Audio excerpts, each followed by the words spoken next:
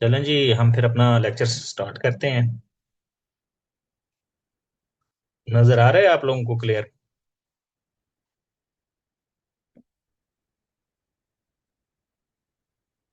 अच्छा जी। हमारा आज का जो लेक्चर है वो है ऐसे आउटलाइन पे कि आउटलाइन ऑफ ऐसे क्या होती है, इसको बनाया कैसे जाता है और इसकी इम्पोर्टेंस क्या है और इसके प्री रिक्विजिट्स क्या हैं। आउटलाइन बनाने से पहले हमने कौन सी चीज़ें अपने माइंड में रखनी है और कौन से ब्लंडर से हमने अवॉइड करना है ताकि हमारी अच्छी आउटलाइन बन सके। हम आउटलाइन के ऊपर पहले पढ़ेंगे कि आउटलाइन क्या होती है, इन चीज़ों को समझेंगे कि कौन सी चीज़ें आउटलाइन बेसिकली बनानी किस तरह से है।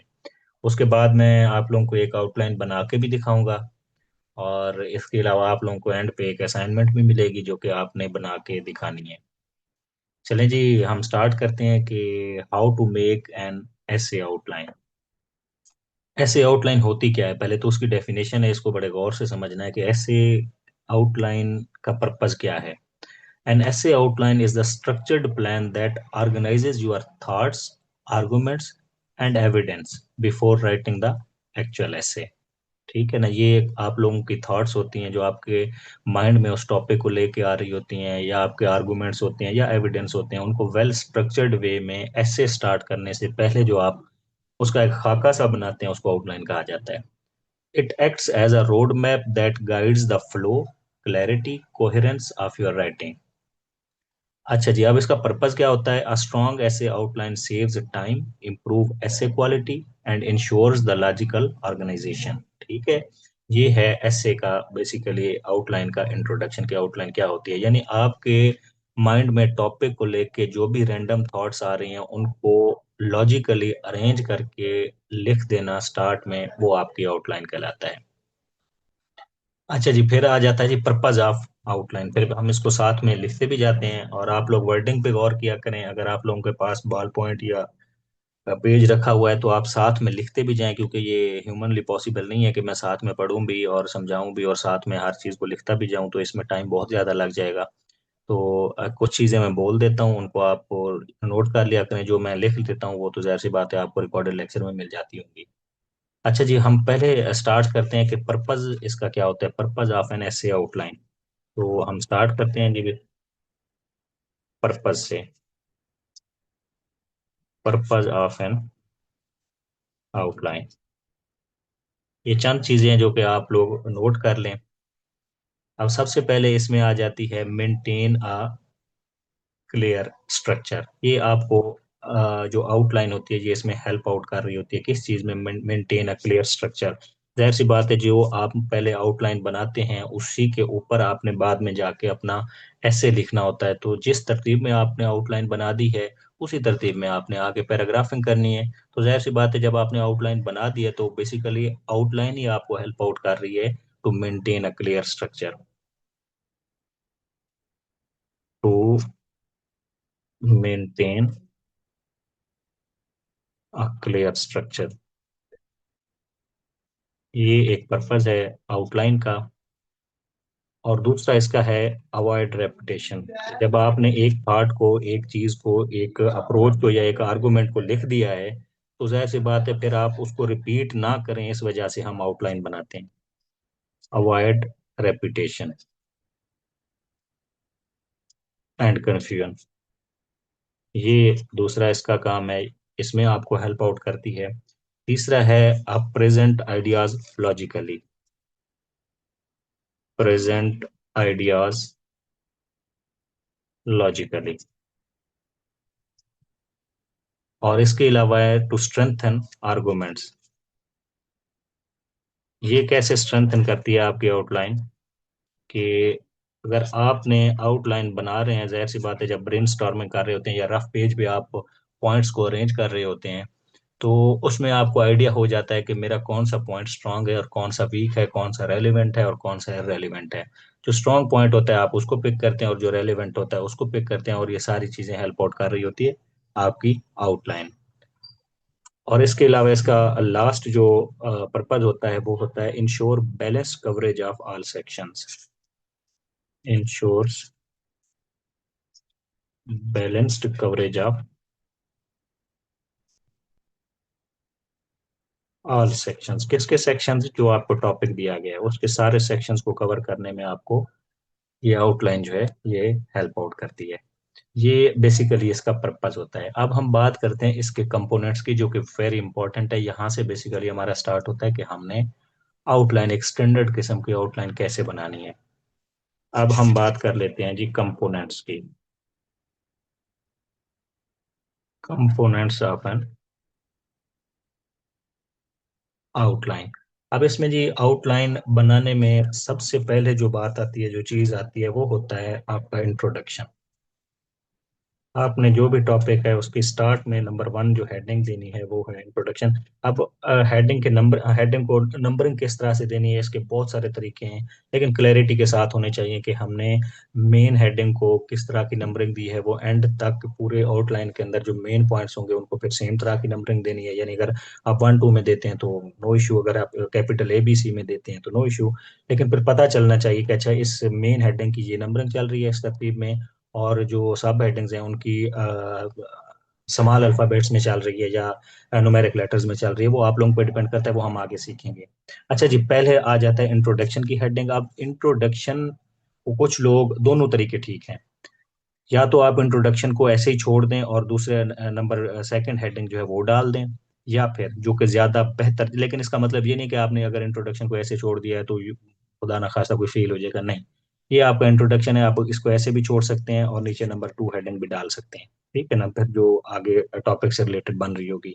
या फिर दूसरा तरीका ये है कि इसके नीचे आप एक पैराग्राफ की फॉर्म में उस टॉपिक का इंट्रोडक्शन दे देते हैं, छोटा सा, यानी 2 से 3 या 4 लाइनों का होना चाहिए, इतना ही, इससे ज्यादा नहीं होना चाहिए। या फिर तीसरी बात यह है कि आप बुलेट्स की फॉर्म में उस टॉपिक का थोड़ा सा बता दें।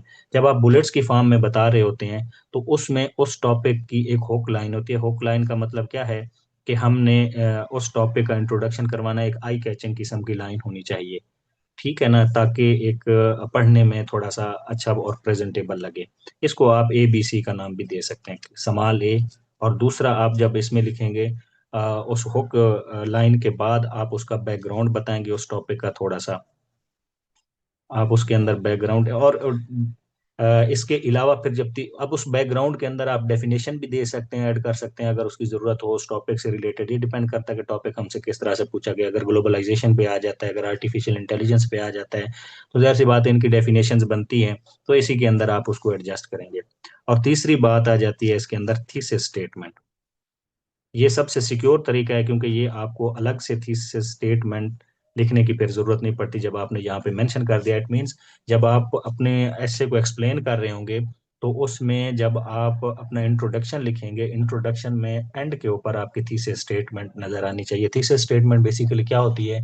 थीसिस स्टेटमेंट कल भी बताया था, एक सेंट्रल आइडिया होता है आपका टॉपिक का, कि आपने अपने आर्गुमेंट्स के थ्रू इस चीज को प्रूव करना है, वो आपकी थीसिस स्टेटमेंट होती है। अगर आप सिंपली इसको यहाँ पे मेंशन कर देते हैं कि जी यहाँ से पता चल जाता है कि आपके इंट्रोडक्शन में पहले ठीक है एक हुक लाइन, आपने एक अच्छा स्टार्ट देने के लिए आई कैचिंग किस्म की लाइन लिखी है, दूसरा आपने उस टॉपिक को एक्सप्लेन किया है, जो भी है उसका थोड़ा सा बैकग्राउंड भी दे दिया है, वो या जितने भी आपने पॉइंट्स मेंशन किए हुए हैं अपनी आउटलाइन के अंदर, वो सारे इसके अंदर इस सेकंड फेज के अंदर, सेकंड सब हेडिंग के अंदर आ जाएंगे।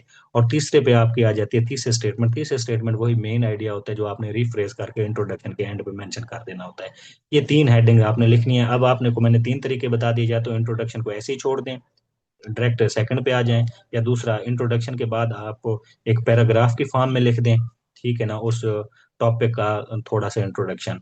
या फिर तीसरा ये इस तरह का बुलेट पॉइंट बना दें, यानी उसमें हुक नहीं लिखना। या जब हम किसी टॉपिक को डिस्कस करेंगे आगे, उसकी आउटलाइन बनाएंगे, तो मैं बताऊंगा कि हुक से क्या मुराद है, बैकग्राउंड से क्या मुराद है। तीसरे स्टेटमेंट का मैंने बता दिया है।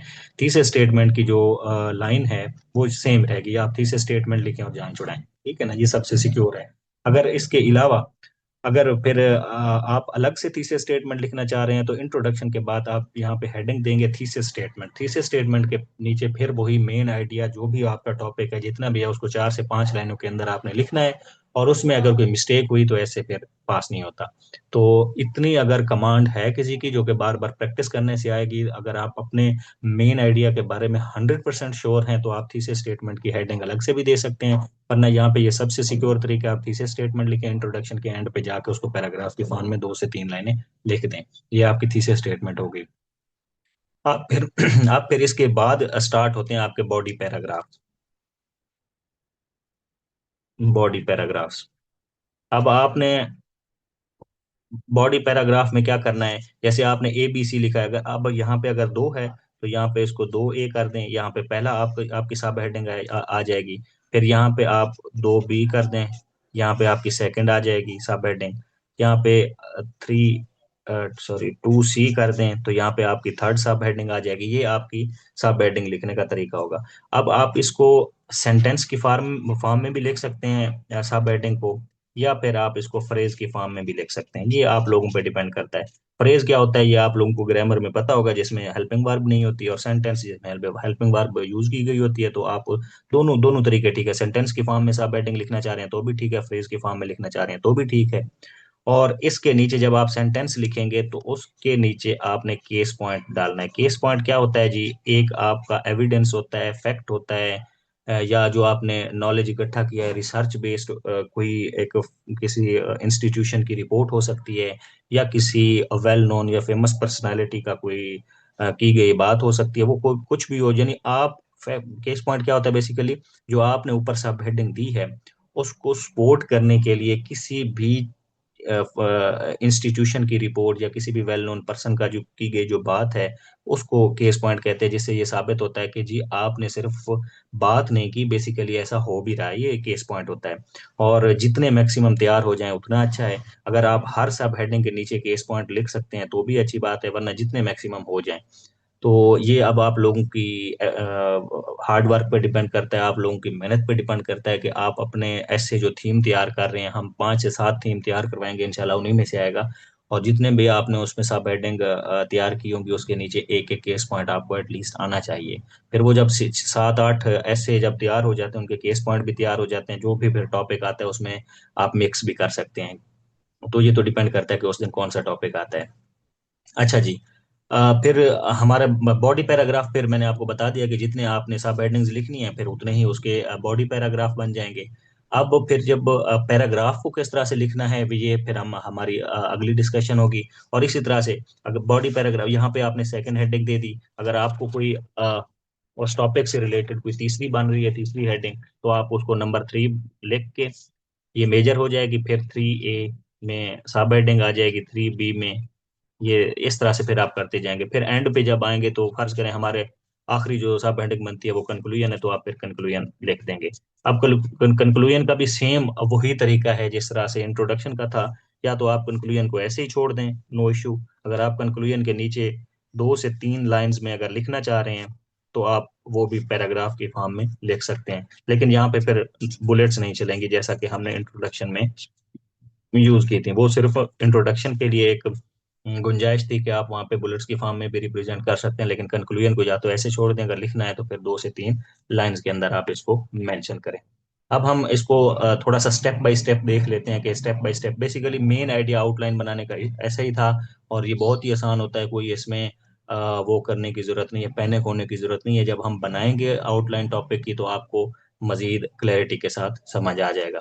अब इसमें चंद चीजें होती हैं जो आपने आउटलाइन बनाने से पहले अपने माइंड में रखनी है कि हमारे सामने कोई टॉपिक आ गया है, अब हमने उस टॉपिक को पढ़ा है, हमें समझ तो आ रही है, अब स्टार्ट कैसे दें। ठीक है ना, ये एक बड़ी हर्डल है जो कि सारे स्टूडेंट्स ही तकरीबन फेस करते हैं।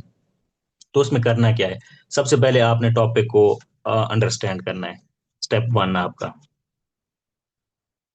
Understand topic. जितने भी टॉपिक दिए गए सबको अच्छे से तसल्ली के साथ पढ़ें। और जो टॉपिक आपको सबसे अच्छा आता है, जिसके ऊपर सबसे ज्यादा आपको पॉइंट्स आ रहे हैं, वो आपने सिलेक्ट कर लिया। ये होगी टॉपिक की अंडरस्टैंडिंग। अब हम आ जाते हैं जी स्टेप 2 पे। स्टेप 2 पे आपने क्या करना है जी, ब्रेनस्टॉर्मिंग करनी है। ब्रेनस्टॉर्मिंग बेसिकली क्या होती है, आपने एक रफ पेज के ऊपर जितने भी उस टॉपिक से रिलेटेड रैंडम किस्म के आइडियाज आ रहे हैं, ये नहीं सोचना कि ये गलत है या सही है या क्या है, जो भी आपको लगता है कि ये इस टॉपिक से रेलिवेंट पॉइंट है आप उनको रफ पेज के ऊपर लिख लें। तो मैक्सिमम लिखें जितने हो सकते हैं। मैक्सिमम से मुराद ये नहीं है कि आप ज्यादा से ज्यादा टाइम लगा दें, ये है कि आपने ये माइंड में रखना है कि 2 घंटे का पेपर है तो आपका रफ वर्क और बाद में उसको जो नीट करनी है आउटलाइन, वो सारा 1 घंटे सॉरी आधे घंटे से 45 मिनट के अंदर आपने कवर करना है। इससे ज़्यादा टाइम लगा तो फिर आप पैराग्राफ को एक्सप्लेन नहीं कर पाएंगे, टाइम मैनेजमेंट का इशू होगा। आपने आधे घंटे से 45 मिनट के दरमियान आपने रफ पे आउटलाइन भी बनानी है और उसको नीट भी करना है। तो आपने अपने माइंड में रखना है कि जी ये सफिशिएंट पॉइंट्स हो गए हैं।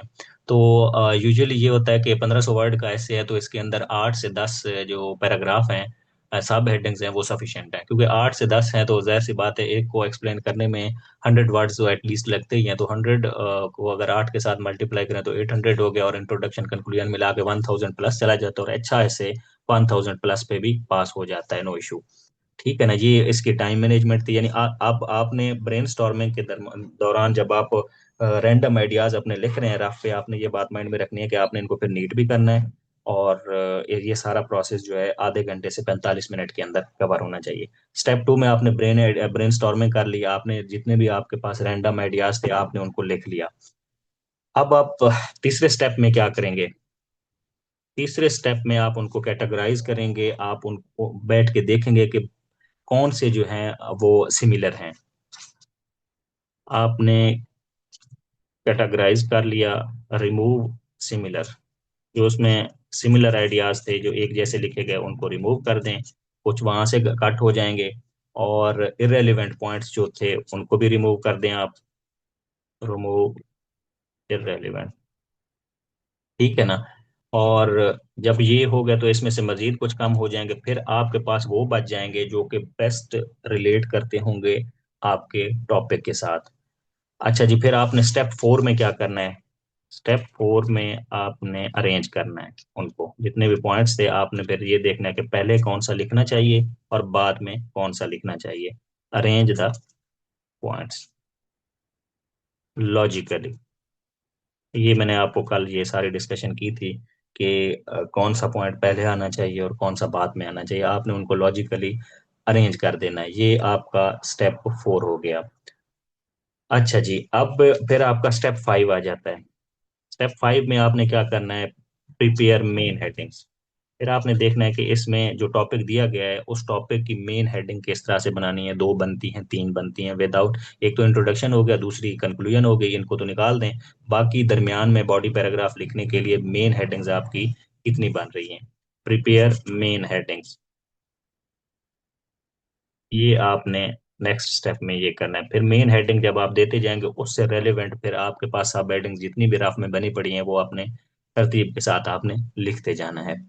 अच्छा जी, फिर आपने क्या करना है कि सपोर्टिंग पॉइंट्स या केस पॉइंट वो सारे आपने अपने रफ वर्क में ऑलरेडी लिख लिए होंगे। अच्छा जी, इसके बाद आपने क्या स्टेप 6 जो कि फाइनल स्टेप है,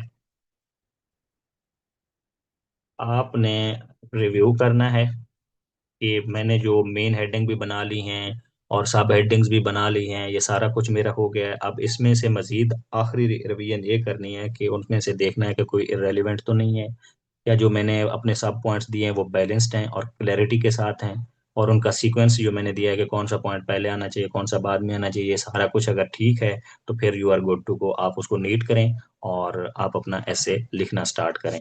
रिव्यू एंड रिफाइन, ये आपका लास्ट स्टेप था। यहाँ तक ये आपके आउटलाइन बनाने का तरीका था। और इसके अलावा अब हम आउटलाइन बनाते हैं और देखते हैं। अब टॉपिक कोई भी हो सकता है, पहले हम एक आसान सा टॉपिक ले लेते हैं, उसके बाद हम आते हैं जो कि मैंने कल आपको डाटा भी शेयर किया था कि आर्टिफिशियल इंटेलिजेंस के ऊपर हमने आउटलाइन बनानी है। अब हम टॉपिक ले लेते हैं, the impact of technology on modern education. The impact of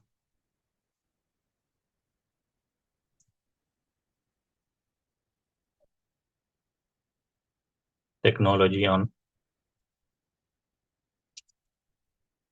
modern education. ये जो मैंने अभी तक पढ़ा है सिर्फ मैं उसको इम्प्लीमेंट करके दिखा रहा हूँ, वरना आउटलाइन की सब हेडिंग किस तरह से लिखनी है, उसके अंदर केस पॉइंट किस तरह से ऐड करने हैं, ये हम अपने नेक्स्ट टॉपिक में चल के इसको डिस्कस करते हैं। अब ये हमने मार्कर किस तरह से यूज करना है, और ये हर किसी का अपना अपना प्रेजेंटेशन का तरीका होता है, लेकिन जो मुझे सबसे बेस्ट नज़र आता है वो ये है कि आपने अपनी जो मेजर हेडिंग है वो आप ब्लैक मार्कर से भी दे सकते हैं, ब्लू मार्कर से भी दे सकते हैं, नो इशू। हम यहाँ पे चलें यही ब्लू वाला यूज कर लेते हैं। पहले आ गई आपकी इंट्रोडक्शन। अब इंट्रोडक्शन के नीचे मैंने आपको पॉइंट्स बताए हैं कि किस तरह से आपने ऐड करने हैं। वो तीन आप बुलेट्स की फॉर्म में भी लिख सकते हैं। आप यहाँ पे लिख सकते हैं the impact of technology on modern education है, तो हम लिख सकते हैं यहाँ पे द टेक्नोलॉजिकल एडवांसमेंट। ये आपका एक बुलेट पॉइंट हो गया। दूसरा, क्योंकि हमारा टॉपिक रिलेट कर रहा है टेक्नोलॉजी और एजुकेशन को, हम यहाँ पे कर लिख देते हैं टेक्नोलॉजी एंड एजुकेशन। फिर हम तीसरे में, मैंने आपको बताया था कि ये इसको आपने सेम रखना है थीसिस स्टेटमेंट। ये थीसिस स्टेटमेंट यहाँ पे मेंशन करने से आपको एक एक्स्ट्रा एफर्ट नहीं करनी पड़ेगी, आपको अलग से मेजर हेडिंग नहीं बनानी पड़ेगी, सॉरी, उसके लिए। तो ये इस तरह से आपने इसको क्लैरिटी के साथ लिख देना है। फिर हमारे पास आ जाता है जी नेक्स्ट हेडिंग। यहाँ पे हम डालते हैं जी सेकंड हेडिंग। तो यहाँ पे आपने क्या लिखना है, the impact of technology on modern education. तो ये बिल्कुल आप इसको इस तरह से, चूंकि टॉपिक की डिमांड ही इस तरह से है, तो आप इसको सेम इस तरह से लिख सकते हैं, the impacts of technology on education. ये आपकी दूसरी हेडिंग हो गई। अब आप इसमें सेकंड, ये फर्स्ट पे ले आए कि जी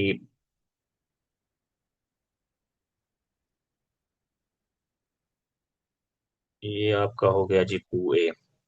2A में आपके क्या लिख सकते हैं, the impacts of technology on education, the comprehensive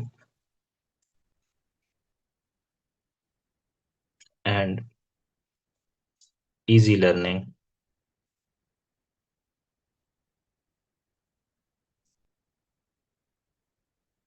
through technology। क्योंकि ये आपने पहले ब्रेनस्टॉर्मिंग की होगी, आपने रफ के वर्क के ऊपर ये सारी बातें आपने लिखी होंगी, वहां से आप नीट करके यहाँ पे लिखते जाएंगे। हम यहाँ पे डायरेक्ट बना रहे हैं। तो अब आपने नीचे क्या करना है फिर, ये आपने ब्लैक बॉल पॉइंट के साथ केस एंड पॉइंट मेंशन करना है। ये अब आपने देखना है कि इससे रिलेटेड कौन सा फैक्ट हो सकता है। कंप्रिहेंसिव और इजी लर्निंग अगर टेक्नोलॉजी के थ्रू हो रही है, तो आपने यहाँ पे क्या अब मेंशन करना है, ये आप रीड करेंगे आपको केस पॉइंट याद हो जाएंगे। जो मुझे याद पड़ रहा है, आप यहाँ पे लिख सकते हैं खान एकेडमी का, आप देख सकते हैं खान एकेडमी, या एक डुलिंगो सॉफ्टवेयर है, ठीक है ना, या स्क्वेरल एआई भी है। ये आप क्या करते हैं जी, ये आपका केस पॉइंट है। अब आपने जब पैराग्राफ पैराग्राफ में फिर इसको इस तरह से लिखना है, जो वो जब नेक्स्ट लेक्चर कल इंशाल्लाह हमारा होगा, तो फिर हम देखेंगे कि इसको कैसे अब हमने पैराग्राफ स्टार्ट करना है, इसको इस बात को कैसे लिखना है, केस पॉइंट को बीच में किस तरह से हमने एडजस्ट करना है। अब हम सिर्फ सिर्फ आउटलाइन पढ़ रहे हैं। अच्छा जी, अब ये क्या है, खान अकेडमी क्या है, ये बेसिकली ये टेक्नोलॉजिकल बेस्ड सॉफ्टवेयर है। ये सारी टेक्नोलॉजी की एग्जांपल है, इनके थ्रू लर्निंग हमारी इजी हो रही है। ये टेक्नोलॉजी जो है जो स्टूडेंट्स की वीकनेस होती हैं उनको डायरेक्टली हिट करती है, और उनकी वीकनेस के अकॉर्डिंग उनको असाइनमेंट्स वगैरह देती है, जिससे उनकी वो वीकनेस वगैरह जो स्टडी में आ रही हैं, जो प्रॉब्लम्स आ रही हैं, वो दूर हो जाती हैं। और खान खान अकेडमी जो है ये टेक्नोलॉजी का इस्तेमाल कर रही है, जैसे कि यूट्यूब हो गई, फेसबुक हो गई, ये सारे प्लेटफॉर्म को यूज़ करके ये अपने वाइड रेंज जो स्टूडेंट्स हैं, जो दूर दराज के रिमोट एरियाज में बैठे हुए हैं, उनको हिट कर रही है, उन तक अपना मैसेज या अपना नॉलेज जो है कन्वे कर रही है। ये आपने इसको जब एक्सप्लेन करना है, तो आपकी बात जो है उसके उसमें वजन आ जाएगा, और आपने एक फैक्ट के साथ, प्रैक्टिकली पॉसिबल चीज के साथ आपने अपने पॉइंट को साबित कर दिया है। इसी तरह से जब आपने नेक्स्ट पॉइंट लिखना है, तो उसको 2B कर देना है। आपने फिर इसी तरह से अपनी सब हेडिंग देनी है, और नीचे ब्लैक बॉल पॉइंट के साथ आपने केस पॉइंट मेंशन कर देना है। ये है बेसिकली आउटलाइन बनाने का तरीका। अब आपने फिर जब नेक्स्ट तीसरी चीज लिखनी है, अब जाहिर सी बात है ये छोटा सा टॉपिक है, तो इसके ऊपर सिर्फ इतना नहीं लिखा जा सकता। तो इसमें आप तीसरी लिख सकते हैं, द चैलेंजेस। यहाँ पे आप मेंशन कर सकते हैं जितने आपको आ रहे हैं मैक्सिमम। फिर आपने वेटेज भी देखनी है कि आपने किस वाली सब हेडिंग के अंदर कितने पॉइंट लिख दिए हैं, फिर उसके हिसाब से आपने टाइम भी मैनेज करना है। Challenges in the way of technology. अच्छा जी, टेक्नोलॉजी को कौन से चैलेंजेस हैं, जैसे कि इंटरनेट का इशू है और अनअवेलेबिलिटी ऑफ मॉडर्न रिसोर्सेज हैं, सबके पास मोबाइल फ़ोन नहीं होता या लैपटॉप नहीं होता, इंटरनेट की अवेलेबिलिटी नहीं होती। तो ये सारी चीज़ें इसके चैलेंजेस में आ जाती हैं। उसको भी लिखने का सेम तरीका है, आपने फिर क्योंकि थ्री थी तो 3A लिखना है, साथ में आपने अपनी सब हेडिंग देनी है, उसके नीचे आपने केस पॉइंट मेंशन कर देना है। दूसरी आ जाती है तो फिर आपने ये 3B लिख देना है, और इसी तरह से तरीका इसका सेम है। जब आपने चैलेंजेस का ये बात अपने माइंड में बिठा लीजिए कि जिस टॉपिक में उसने चैलेंजेस पूछे हैं या नहीं पूछे, आपने जहां पे लिख दिए हैं, फिर आप उसका सोल्यूशन भी देंगे। तो सोल्यूशन देने के लिए फिर आप यहाँ पे 4 डालेंगे, फिर आप यहाँ पे सोल्यूशन अपने मेंशंस करेंगे, ठीक है ना। फिर भी फिर उसका वही तरीका है, और लास्ट पे आपका आ जाता है जी कंक्लूजन। ये बेसिकली आउटलाइन बनाने का तरीका था। अब हम आते हैं, एक आउटलाइन बना के देखते हैं नीट एंड क्लीन, जो कि आपको हेल्प आउट करेगी। अब इस मेथड को आपने अपने माइंड में बिठा लेना है। और कल कुछ लोग पूछ रहे थे कि डाटा हमने किस तरह से कलेक्ट करना है। बेसिकली आज से आप लोगों का काम स्टार्ट हो रहा है कि आपने डाटा कलेक्ट करना स्टार्ट कर देना है और आउटलाइन बनाना स्टार्ट कर देनी है। जब आप एक अच्छी आउटलाइन बनाना सीख लेंगे, आपको अच्छी आउटलाइन बनाना आ जाएगी, तो आगे का काम बिल्कुल भी मुश्किल नहीं है। आगे फिर आपने जो आउटलाइन बना दी है उसी के ऊपर ऐसे लिखना है, वो कोई बड़ी बात नहीं है इतनी। और जब हम पैराग्राफ लिखना स्टार्ट करेंगे तो आपको पता चल जाएगा कि जब आउटलाइन बन जाती है तो बेसिकली एस्से का काम खत्म हो जाता है वहां पे। अब हम बनाते हैं जी आउटलाइन। हमारा टॉपिक था कल, जो मैंने आपको सेंड भी की थी चंद चीजें, वो आर्टिफिशियल इंटेलिजेंस से थी।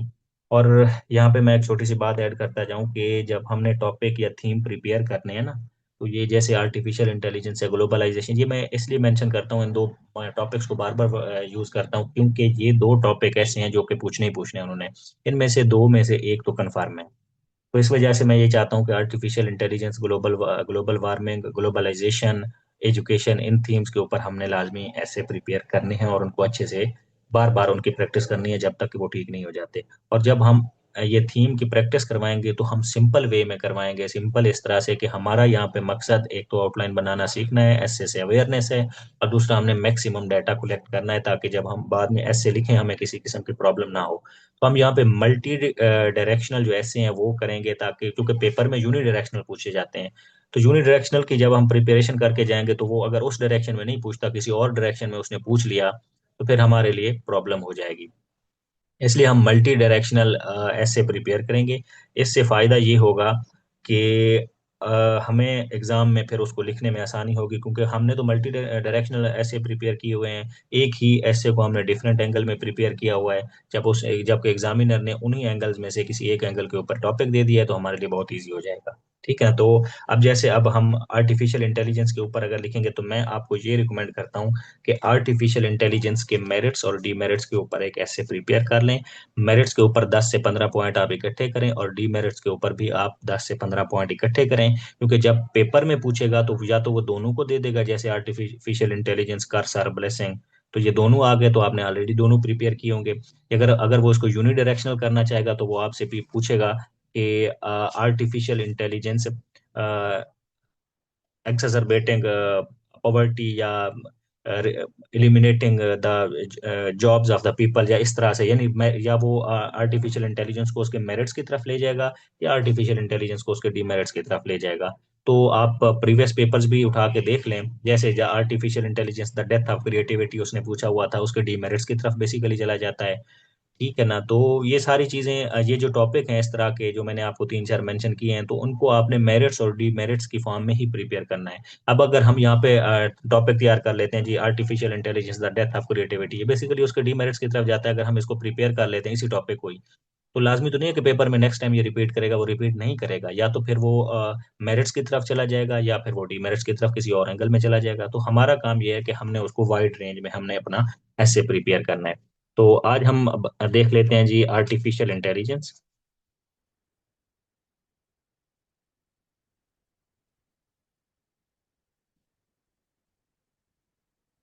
Merits and demerits. आप अगर इसको किसी और एंगल में करना चाहते हैं तो आप कर सकते हैं। मेरा काम है आप लोगों को आउटलाइन बनाना सिखाना, और जो आपने जिस टॉपिक के ऊपर आउटलाइन मुझे बना के दिखाई है उसको इवेल्युएट करके देना कि ये सही है या गलत है। अगर गलत है तो क्यों गलत है, अगर सही है तो किस वजह से सही है। ठीक है ना, मेरा ये काम है। अब टॉपिक मैंने आपको बता दिए हैं कि आपने डाटा बेसिकली इकट्ठा किस तरह से करना है। बाद में भी अगर किसी स्टूडेंट को कोई प्रॉब्लम आएगी तो फिर भी वो पूछ सकता है। फिर हम इंशाल्लाह आउटलाइन बनाने तक, जब तक कि आपको सही आउटलाइन बनाना नहीं आती, हम साथ साथ चलते रहेंगे इसके ऊपर। अब अच्छा जी, अब इसका पहला पॉइंट आप ले जी, इंट्रोडक्शन। इंट्रोडक्शन में आप फिर नीचे उसके वही बात आ जाती है कि खाली छोड़ना चाहते हैं, आपकी मर्जी है। लेकिन फिर आपको, अगर आप इसको खाली छोड़ते हैं तो फिर थीसिस स्टेटमेंट की हेडिंग देनी पड़ेगी। थीसिस स्टेटमेंट की हेडिंग से बचने के लिए आप इसके नीचे 3 पॉइंट डालें। Artificial intelligence. अब आपने यहाँ पे डेफिनेशन का वर्ड इस्तेमाल नहीं करना कि डेफिनेशन ऑफ आर्टिफिशियल बेस। बिल्कुल हमने डेफिनेशन करनी है, अपने इंट्रोडक्शन में भी मेंशन करनी है, उसको डिफाइन भी करना है कि आर्टिफिशियल इंटेलिजेंस क्या होती है। लेकिन आउटलाइन के अंदर लिखना नहीं है the definition of artificial intelligence. Definition का वर्ड आउटलाइन में यूज नहीं करना। What is artificial intelligence, basically वही बात होगी ना, डेफिनेशन ही आ गई ना। लेकिन डेफिनेशन नहीं लिखना। व्हाट इज आर्टिफिशियल इंटेलिजेंस, ये आपकी आउट इंट्रोडक्शन के नीचे आएगा। अब हम सेकंड लिखते हैं जी। अब ये बन रही है आउटलाइन टॉपिक के हिसाब से। टॉपिक जैसी सी बात है, जब चेंज होगा तो आउटलाइन के नीचे भी चीजें जो हैं वो चेंज हो जाएंगी। Merits of artificial intelligence along with demerits. आप चार भी कर सकते हैं, जैसे मेरिट्स ऑफ आर्टिफिशियल इंटेलिजेंस। अब अगर सी पे आप आ जाते हैं, D merits of artificial intelligence, वो भी लिख सकते हैं। दोनों में भी एडजस्ट कर सकते हैं, ये आप पे डिपेंड करता है।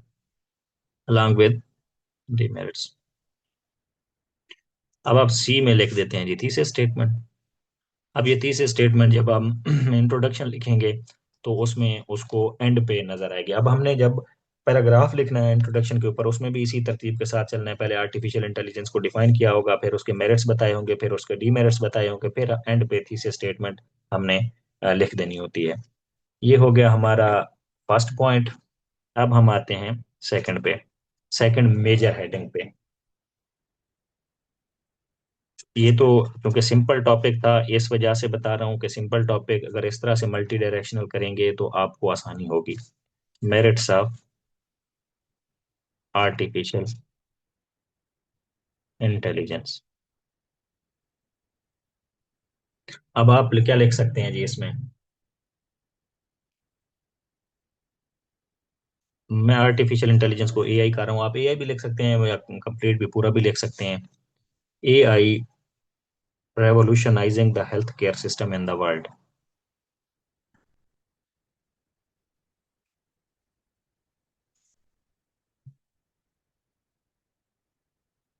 Revolutionising the health care system of the world. ये आपकी फर्स्ट हेडिंग हो गई। अब आप इसके नीचे केस पॉइंट आप मेंशन करेंगे। काफी सारी इसकी हो सकती हैं case point, case in point. Case in point भी लिख सकते हैं, या अगर आप इसको नहीं लिखना चाहते, इस बात को केस इन पॉइंट को मेंशन नहीं करना चाहते, आप डायरेक्ट अपनी बात करें।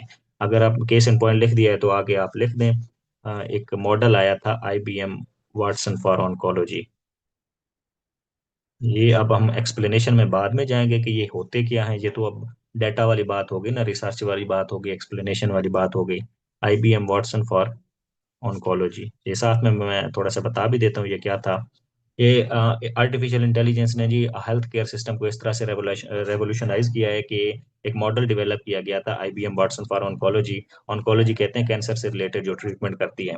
तो आर्टिफिशियल इंटेलिजेंस के थ्रू कैंसर का इलाज मुमकिन उन्होंने बनाया। किस तरह से कि वो जो मल्टीपल, यानी वो डिवीजन हो रही होती है सेल्स की, कैंसर यही होता है ना, तो वो जो सेल्स की रैंडम सी डिवीजन हो रही होती है, ये उसको कंट्रोल करता है। जो अनवांटेड किस्म के सेल्स होते हैं उनको वो किल कर देता है। ठीक है ना, ये होता है। या आप इसकी दूसरी एग्जांपल कि एक मेंशन कर दें वो मोर देन इनफ है, लेकिन अगर आपको दो आ रही हैं तो आप दो मेंशन कर सकते हैं। Again depends upon your availability of time. Deep genomics for drug discovery. अब ये क्या करता है जी, पहले तो सिंपल सा होता था कि अगर किसी ने ड्रग लिए हैं या किसी ने ड्रग अगर कंज्यूम किए हैं या किसी ने शराब नोशी की है, तो एक इंस्ट्रूमेंट होता था जिसके अंदर फूंक मरवाई जाती थी, सांस के जरिए वो डिटेक्ट करता था कि इस बंदे ने शराब नोशी की है या कोई ड्रग लिया है या नहीं लिया। अब आर्टिफिशियल इंटेलिजेंस के थ्रू वो बंदे को स्कैन करते हैं, स्कैनिंग के थ्रू उनको आइडिया हो जाता है कि इस बंदे के ब्लड के अंदर वो ड्रग इसने कंज्यूम किए हैं या नहीं किए। तो बेसिकली जो पहले वाला इंस्ट्रूमेंट था उसको डिसीव करना इजी था, लेकिन इनको हम डिसीव नहीं कर सकते। तो इसके ऊपर आप बाकी भी चीजें, केस पॉइंट मजीद अगर आपको इससे कोई बेहतर मिलते हैं तो वो आप वो भी यूज कर सकते हैं। इसके ऊपर कोई पाबंदी नहीं है, लेकिन वो रेलेवेंट होने चाहिए। अच्छा जी, फिर आप 2B डालेंगे तो इसके अंदर आप फिर आर्टिफिशियल इंटेलिजेंस का कोई कंस्ट्रक्टिव किस्म का रोल डालेंगे। जैसे आर्टिफिशियल इंटेलिजेंस स्ट्रेंथनिंग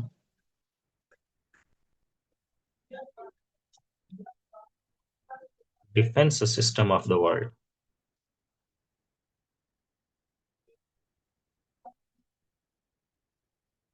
कि आर्टिफिशियल इंटेलिजेंस से कंट्रीज जो है वो स्ट्रांग हो रही हैं, उनका डिफेंस सिस्टम जो है वो मजबूत हो रहा है। अब आर्टिफिशियल इंटेलिजेंस किस तरह से उनको कर रही है, आप देखें कि मिलिट्री ड्रोन्स के अंदर, या आप ये देखें कि जब आर्मी कहीं पे कोई जंग हो रही होती है आर्मीज में, तो वो जो मिसाइल अपना सिस्टम लॉन्च करते हैं, कोई अपना मिसाइल एक लोकेशन से दूसरी लोकेशन पे भेजते हैं, तो उस बेसिकली उसके अंदर अपने कोऑर्डिनेट्स को वो इंस्टॉल करते हैं, तो वो डायरेक्ट मिसाइल जो है उस लोकेशन के ऊपर, इंस्टॉल की गई लोकेशन के ऊपर जाके गिरता है। ठीक है ना। या इसके अलावा जो ड्रोन्स होते हैं, ड्रोन्स के ऊपर उनके अंदर, जैसे अब आपने रिसेंटली भी देखा था कि पाकिस्तान के अंदर काफी ड्रोन्स आ गए थे इंडिया की तरफ से। तो किस तरह से आ रहे थे, अपनी एक लोकेशन से हमारे इलाके में घूम रहे थे, वो इस वजह से घूम रहे थे तो उनके अंदर कोऑर्डिनेट्स दिए गए, उनको पीछे से कंट्रोल किया जा रहा था। ये बेसिकली जो इसके अंदर टेक्नोलॉजी इस्तेमाल की गई है, इसी का नाम आर्टिफिशियल इंटेलिजेंस है। अब हम कह सकते हैं कि इसकी केस इन पॉइंट में, अब मैंने बताया था केस इन पॉइंट अगर लिखना चाहें तो आप यहाँ पे लिख सकते हैं। अगर केस इन पॉइंट का वर्ड नहीं यूज करते तो आप डायरेक्ट लिख सकते हैं मिलिट्री ड्रोन्स। मिलिट्री ड्रोन्स फिर आप एक्सप्लेनेशन में बताएंगे कि उसके अंदर ये टेक्नोलॉजी इस्तेमाल होती है। Military drones for surveillance. इसके अलावा आप कह सकते हैं कि जी साइबर सिक्योरिटी है, साइबर सिक्योरिटी के अंदर भी आर्टिफिशियल इंटेलिजेंस इस्तेमाल होती है। और चूंकि जाहिर सी बात है, जिस बंदे ने जिस कंट्री के पास है उसकी आर्टिफिशियल इंटेलिजेंस के ऊपर उन्होंने वर्क किया होगा या उसने टेक्नोलॉजी को इंस्टॉल किया होगा, उनके ऊपर साइबर अटैक्स कम होंगे, वो उनको होने वाले साइबर अटैक्स को काउंटर कर सकते हैं। इसके अलावा आप मिसाइल का भी हवाला दे सकते हैं कि मिसाइल्स के अंदर भी आर्टिफिशियल इंटेलिजेंस होती है, जिसकी वजह से वो गाइड किए जाते हैं और अपनी इंस्टॉल करदा लोकेशन के ऊपर जाके हिट करते हैं। तो ये सारे आर्टिफिशियल इंटेलिजेंस के बेनिफिट्स हैं। और इसके अलावा आप इनमें एक मैंने बताया कि एक भी आप इस्तेमाल कर सकते हैं, अगर इसके अलावा एक से ज्यादा अगर आपको आ रहे हैं तो वो भी आप मेंशन कर सकते हैं। But it depends upon the availability of your time. अच्छा जी, इसके अलावा आप मजीद आप इसमें ऐड कर सकते हैं कि जी 2C हो गया, कि आर्टिफिशियल इंटेलिजेंस से क्या हो रहा है कि एग्रीकल्चर को में इम्प्रूवमेंट आ रही है। AI improving agriculture sector of the world.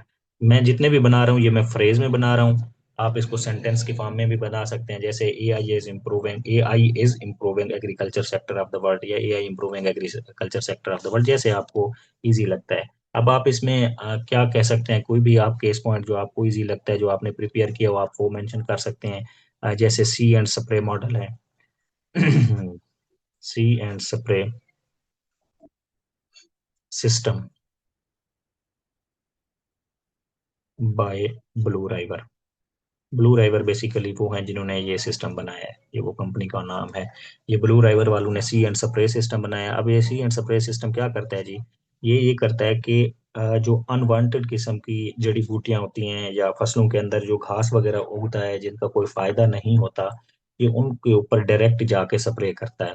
सिर्फ उसी के ऊपर करता है, बाकी किसी चीज के ऊपर नहीं करता। तो इससे क्या होता है, एक तो जी टाइम बचता है, ठीक है ना, और दूसरा क्या होता है कि जो खर्चा है, एक्सपेंसेस हैं, वो भी कम हो जाते हैं। जाहिर सी बात है कि जो हमारा एग्रीकल्चर सेक्टर था, या उसमें होने वाली जो यूज होने वाली जो स्प्रे वगैरह थी, या जो फर्टिलाइजर थे, वो वेस्ट होने से बच जाते हैं। सिर्फ उसी के ऊपर जाकर स्प्रे की जाती है जो अनवांटेड किस्म का घास होता है, या जो हर्ब्स वगैरह होती हैं, उनको रिमूव करने के लिए सिर्फ उसी के ऊपर जब स्प्रे की जाए, तो जाहिर सी बात है एक्सपेंसेस कम हो जाएंगे। जब एक्सपेंसेस कम होते हैं तो एग्रीकल्चर में बेनिफिट्स ही होते हैं फिर।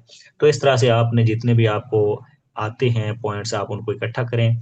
आप कम से कम इसके ऊपर 10 बेनिफिट्स आपने लिखने ही लिखने हैं, यानी इकट्ठा करने हैं। बाकी अगर कल को टॉपिक आ जाता है, यही सेम ऐसे ही आ जाता है, artificial intelligence merits and demerits, तो आपने फिर एक एक के अंदर एटलीस्ट पांच पांच होने चाहिए। पांच इसमें लिख दें, पांच डीमेरिट्स के अंदर लिख दें, तो आपका एसए की रिक्वायरमेंट्स कंप्लीट हो जाएगी।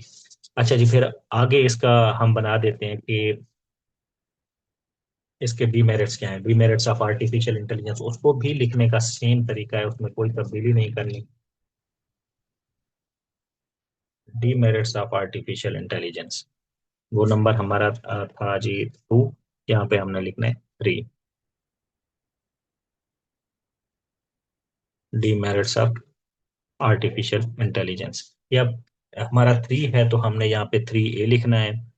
3A में अब आप बताएं जी कि इसके क्या डीमेरिट्स हो सकते हैं। आर्टिफिशियल इंटेलिजेंस चूंकि इतना तरक्की कर चुकी है, इतनी एडवांस हो चुकी है, इससे प्राइवेसी और डेटा सिक्योरिटी थ्रेट्स जो हैं सामने आ रहे हैं। User privacy and data security risk through AI. User privacy and data security threats through AI. ठीक है जी। अब इसके अंदर आपने केस पॉइंट डालना है। डीप फेक टेक्नोलॉजीज का नाम आपने सुना होगा। डीप फेक टेक्नोलॉजीज ये होती हैं कि किसी भी पर्सन की वीडियोस वगैरह बनाई जाती हैं, और उस बंदे को पता तक नहीं होता, और देखने वाले को ये लगता है कि जी ये तो ओरिजिनल है, ये तो उसी बंदे ने किया है। उसकी वीडियोस भी बनाई जाती हैं, इवन कि उनकी ऑडियोज भी बनाई जाती हैं, इवन कि उनके फोटोज वगैरह भी बनाए जाते हैं। तो ये आर्टिफिशियल इंटेलिजेंस का ही कमाल है। तो ये इससे जो है ना, यूजर की जो प्राइवेसी है उसको एक थ्रेट है। और इसके अलावा आर्टिफिशियल इंटेलिजेंस ने इतनी तरक्की कर ली है कि इससे किसी भी सिस्टम को हैक किया जा सकता है। तो इसमें आप दूसरी उनकी एग्जांपल दे सकते हैं कि कैम्ब्रिज एनालिटिका स्कैंडल हुआ था। ये केस पॉइंट है, कैम्ब्रिज एनालिटिका स्कैंडल। ये क्या था बेसिकली, इसमें ना, जब इलेक्शन हो रहे थे तो मुख्तलिफ कंट्रीज के अंदर इसको, आर्टिफिशियल इंटेलिजेंस को इस्तेमाल करके फेसबुक से लोगों की जो पर्सनल इंफॉर्मेशन थी वो उठाई गई, और फेक अकाउंट्स बनाए गए, और उस फेक अकाउंट्स के ऊपर पॉलिटिकल एडवर्टाइजमेंट की गई, और उनके हक में बयाने बनाए गए, जिससे ये शो हुआ कि काफ़ी सारे लोग जो हैं इस फलां पॉलिटिकल पार्टी के फेवर में हैं। तो ये एक बड़ा स्कैंडल था, जबकि लोगों को जिनके ओरिजिनल अकाउंट्स थे, जिनके नाम पे अकाउंट बनाए गए थे, उनको पता तक नहीं था। तो ये भी इसमें एक आर्टिफिशियल इंटेलिजेंस का रोल है। इसके अलावा आप ये भी कह सकते हैं कि 3B में कि जॉब डिस्प्लेसमेंट हो रही है एआई की वजह से। AI role in jobs displacement in various departments. ये भी इसका एक डिसएडवांटेज हो गया कि जब काम ही एआई करने लगी है, तो इंसानों के फिर काम करने की गुंजाइश नहीं बचती। इंसानों से इसने जॉब्स छीन ली हैं। जैसे अब आपने टेस्ला को देखा होगा। टेस्ला क्या करती है जी, टेस्ला ने आर्टिफिशियल इंटेलिजेंस के थ्रू सॉफ्टवेयर इंट्रोड्यूस करवाया, जिसकी वजह से वो ऑटो ड्राइविंग करती है। आपने लोकेशन फीड कर दी तो वो खुद ब खुद लेके जाती है।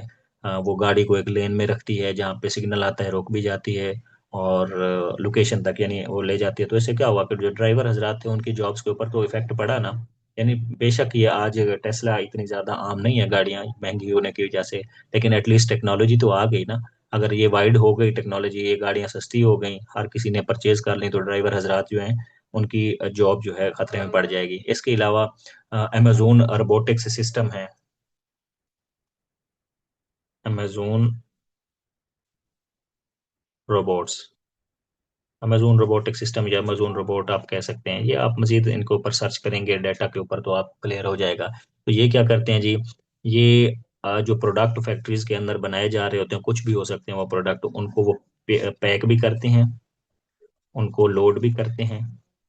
तो ये जब ये काम करने लगे तो जाहिर सी बात है, इंसानों पहले ये काम इंसान करते थे, अब ये उन इंसानों से ये काम छीन के वो आर्टिफिशियल इंटेलिजेंस के पास चला गया, तो जॉब डिस्प्लेसमेंट हो गई। और इसके अलावा आप वर्ल्ड इकोनॉमिक फोरम की रिपोर्ट भी दे सकते हैं। वर्ल्ड इकोनॉमिक फोरम ने ये प्रिडिक्शन की थी कि 2025 तक ऑलमोस्ट 85 मिलियन पीपल की जो जॉब डिस्प्लेसमेंट होगी वो एआई के थ्रू होगी। तो ये सारी एक्सप्लेन करने वाली बातें हैं जो कि बाद में आपने अपने पैराग्राफ्स में जाके लिखनी है। तो टॉपिक की रिक्वायरमेंट के मुताबिक हमारी चौथी जो हेडिंग बनती है, फिर वो आप लिख सकते हैं कि सजेशंस अगर आप यहाँ पे देना चाहें तो आप वो भी दे सकते हैं। इस तरह के सजेशन, जाहिर सी बात है डीमेरिट्स का अगर जिक्र हो गया तो आप डीमेरिट्स को खत्म करेंगे तो एक आप अच्छे स्टूडेंट लगेंगे। Suggestions to make AI more beneficial, ये डिमांड नहीं है टॉपिक की। अगर आप यहाँ पे अपना टॉपिक खत्म करना चाहें, इधर ही आप कंक्लूजन की हेडिंग देना चाहें तो अभी आपकी मर्जी है, लेकिन अगर आप दे देते हैं, अगर आपको टाइम इजाजत दे रहा है, आपके पास टाइम है, तो आप सजेशंस भी तीन चार दे दें ताकि आपका पेपर बाकियों से डिफरेंट लग सके और आपके पास होने के चांसेस जो है वो मैक्सिमम हो जाएं।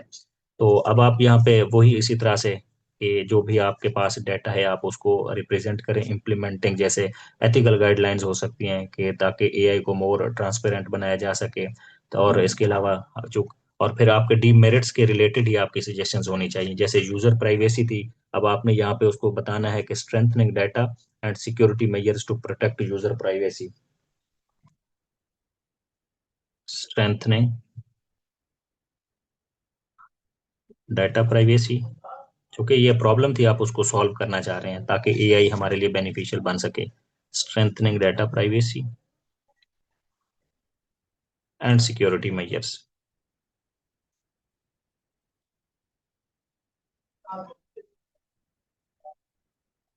To protect user privacy, privacy to protect user privacy. तो आपने ये एक पॉइंट दे दिया। अब आप इसके ऊपर नीचे फिर वही बात आ जाती है कि इस पॉइंट ये आपने किस तरह से लिखना है, वो आपके पास जब आपको ने एक्सटेंसिव किस्म की रीडिंग की होगी आपके पास कुछ ना कुछ होंगे ही सही इससे मिलते जुलते। जैसे आप दे सकते हैं कि एप्पल्स सीरी वॉइस, सीरी का नाम सुना होगा, एप्पल के जो लैपटॉप्स हैं उसमें इस्तेमाल होती है। ये क्या करती है जी, रिकॉग्निशन, कि जब आपने उसको कमांड दी तो वो वॉइस को रिकॉग्नाइज करती है जो आपने ऑलरेडी इंस्टॉल की होगी, तो वो उसको रिकॉग्नाइज करेगी। अगर तो वो उसके उसका टोन उसकी पिच जो है आवाज़ की उसके साथ मैच कर रही है तो वो लैपटॉप को ओपन कर देगी, अदरवाइज नहीं करेगी। इससे जो है डाटा की जो सिक्योरिटी होती है वो बढ़ जाती है। इवन कि आप अपने स्मार्टफोन्स को भी देख लें, स्मार्टफोन के अंदर भी इस तरह से इस्तेमाल की जा रही हैं, आप फेस लॉक है या इसके अलावा फिंगरप्रिंट है, तो ये सारी चीज़ें आर्टिफिशियल इंटेलिजेंस का ही शाकार हैं। तो आप यहाँ पे ये भी मेंशन कर सकते हैं। तो इस तरह से आपने अपने पॉइंट्स देने हैं और उसके बाद फिर आपका फिफ्थ नंबर पे आ जाता है जी कंक्लूजन। कंक्लूजन में आपके पास गुंजाइश है कि अगर आप इसके नीचे कुछ नहीं लिखना चाहते तो बेशक आप ना लिखें। ये बेसिकली आज की हमारी आउटलाइन थी, और मेरे ख्याल से ये आउटलाइन बनाना आपको आ गया होगा, अब ये सारी चीज़ें क्लियर हो गई होंगी।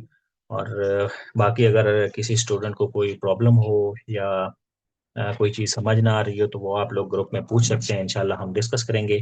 और आपकी जो असाइनमेंट है वो यही टॉपिक है, क्योंकि आप लोगों को नज़र आ रहा होगा, artificial intelligence merits and demerits, simple सा है। इसके ऊपर जब आप आउटलाइन बना लेंगे, जिस बच्चे की 100% ओके होगी, फिर हम उसको नेक्स्ट जो असाइनमेंट देंगे वो भी इसी आर्टिफिशियल इंटेलिजेंस के टॉपिक पे देंगे। वो थोड़ा सा फिर कम्प्लेक्स होगा, फिर आपका वही नॉलेज जो आपने इस टॉपिक में इकट्ठा किया होगा वही यूटिलाइज होगा। तो इनशाला फिर कल जो हमारा लेक्चर होगा वो हम देखेंगे कि आप लोग कितना वर्क करते हैं, कौन से बच्चे आउटलाइन बना के दिखाते हैं, किस तरह की बनाते हैं। अगर आउटलाइन में प्रॉब्लम्स आ रही होंगी तो फिर हम नेक्स्ट लेक्चर भी आउटलाइन के ऊपर रख लेंगे। अगर तो सबकी इंशाल्लाह ओके हुई तो फिर हम नेक्स्ट पैराग्राफ राइटिंग के ऊपर जाएंगे। अब आप लोग अपने माइक ऑन कर सकते हैं, अगर किसी का कोई क्वेश्चन है तो आप लोग पूछ सकते हैं।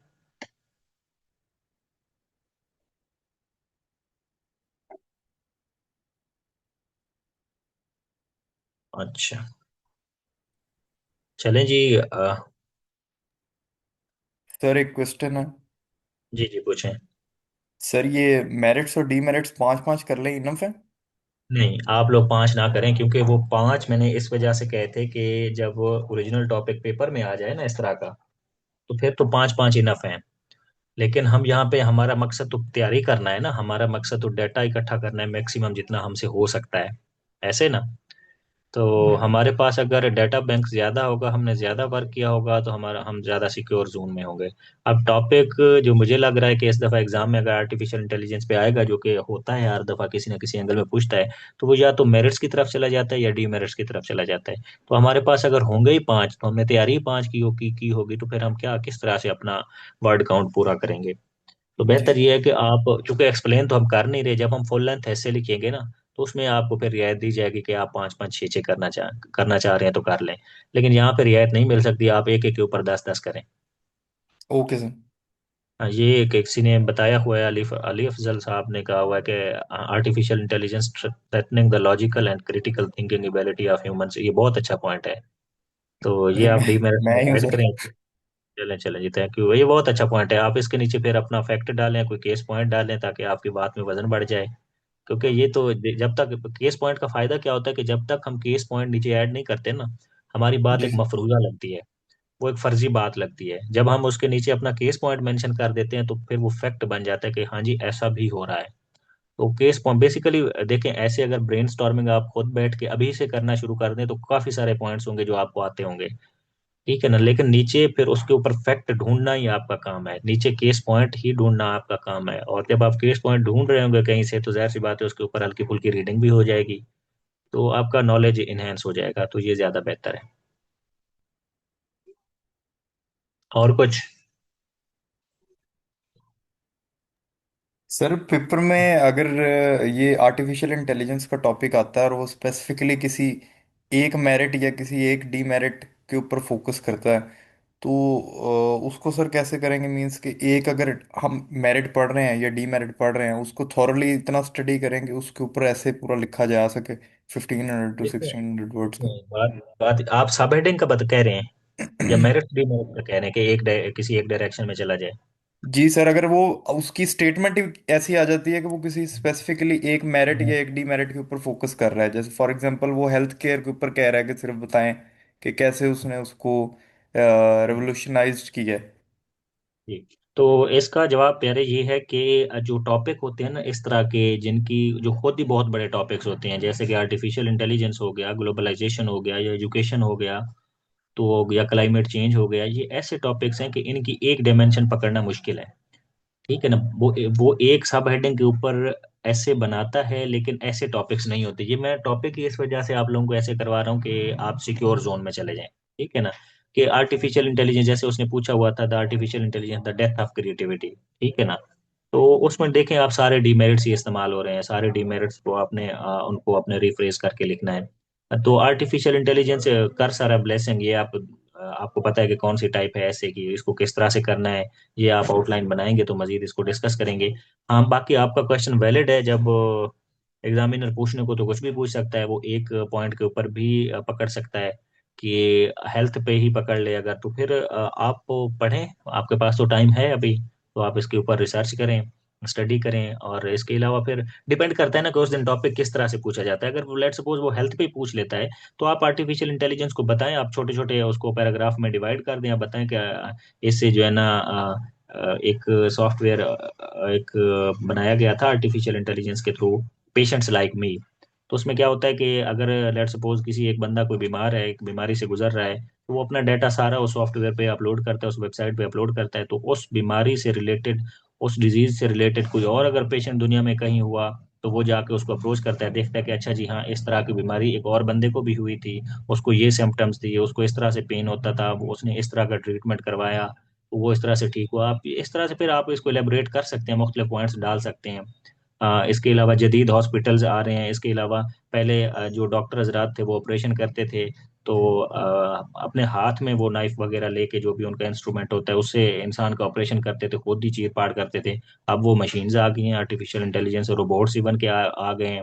तो वो इसको हेल्प आउट कर रहे हैं, वो ऑपरेट करते हैं, और रिक्वायर्ड कट जितना एक इंसान की बॉडी पे लगाना है वो उस पूरी मेजरमेंट उसकी करके वो उतना लगाते हैं। तो ये सारी रेवोल्यूशंस ही हैं हेल्थ केयर सिस्टम के अंदर। तो ये आप उसके ऊपर मजीद रिसर्च करेंगे तो हो जाएगा।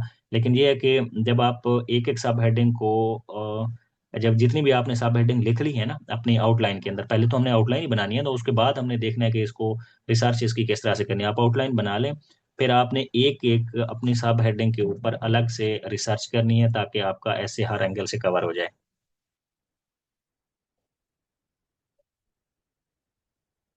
Okay sir, thank you. Okay, thank you. फिर अल्लाह हाफिज, आप लोग ये अपनी असाइनमेंट पूरी करें, और नेक्स्ट इंशाल्लाह मिलते हैं अगले लेक्चर में। इंशाल्लाह, थैंक यू सर।